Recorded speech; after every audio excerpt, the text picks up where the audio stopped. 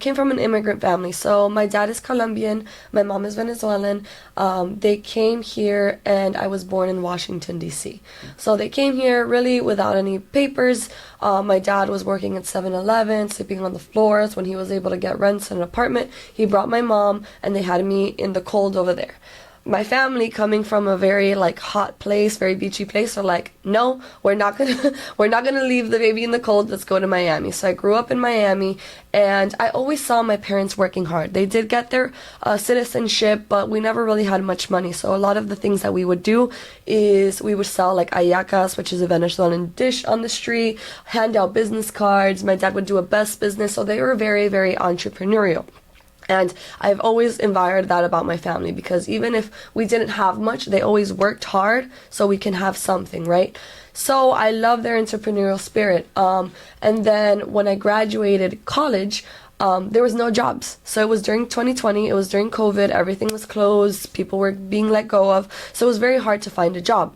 So I looked up how to make money without having too much money, and real estate investing came up. So there was different types of strategies, buy and hold, flipping, and by that time I did have some money saved. So I got my real estate license.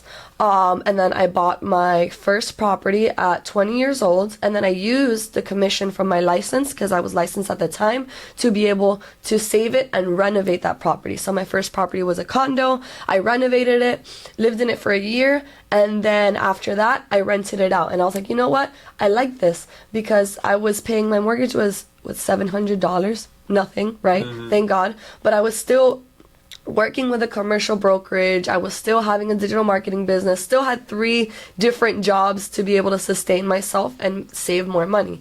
Then I continued buying the next property, renovating it, and then I rented it higher than the market value. And from there, I just started liking the idea of passive income. Like, I'm very lazy. I don't seem lazy now because I'm in my 20s, so I'm like, I'm gonna work as hard now so I don't have to work as hard when I'm older. So from that, I got passive income. So from my rent that I would get, I basically paid off the property and made a little bit of profit.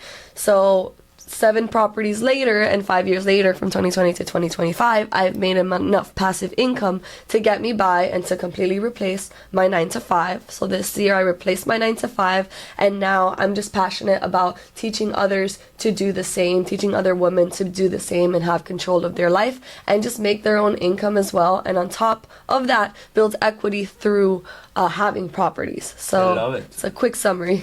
I love it. Great job. Thank you.